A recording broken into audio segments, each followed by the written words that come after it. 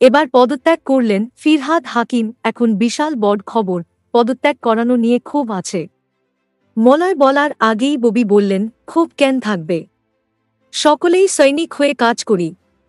পানিহাটির পৌরসভার চেয়ারম্যান মলয় রায়কে পদত্যাগের নির্দেশ পুরমন্ত্রী ফিরহাদ হাকিমের। মঙ্গলবার বিকেলে তিনি আসেন ববির বাড়ি। প্রায় ২-৭ মিনিট রাজ্যের মন্ত্রীর সঙ্গে দেখা করেন। তারপর চেতলার বাড়ি থেকে বেরিয়ে যান মলয় রায়। রাজ্যের মন্ত্রীর হাতে দিয়ে যান ইস্তফাপত্র, যদিও নিয়মমাফিক মন্ত্রী ইস্তফাপত্র নিতে পারেন না। সেক্ষেত্রে এসিডো স্টেও এই ইস্তফাপত্র জমা নেবেন।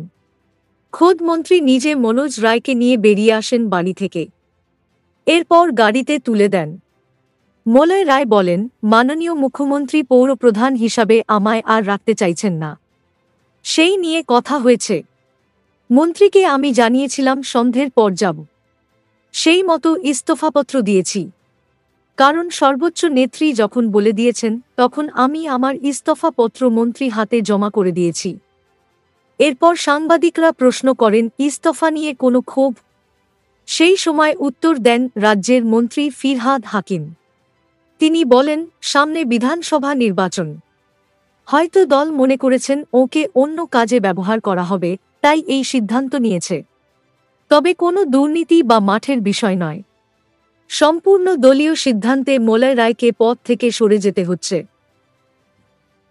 মলয় রায় বলেন, আমার কোনো আক্ষেপ বা ক্ষোভ কিছুই নেই। ফিরহাদ হাকিম আমার সময় অনেক সাহায্য করেছেন, রাস্তা, জল, নিকাশি সবকিছু দিয়ে সাহায্য করেছেন। আমার কোনো আক্ষেপ নেই। মন্ত্রী ফিরহাদ হাকিম বলেন, ক্ষোভ কেন থাকবে? আমাদের দলে সবাই একসঙ্গে সৈনিক হিসেবে কাজ করি। মুখ্যমন্ত্রী পদে বসিয়ে রাখেন, আবার অন্য কাজে কাউকে দায়িত্ব দেওয়া হলে নির্দিষ্ট পদ থেকে তাকে সরিয়ে দেন। সেক্ষেত্রে নিশ্চয়ই কোনো ভাবনা রয়েছে, সেই কারণেই এই সিদ্ধান্ত।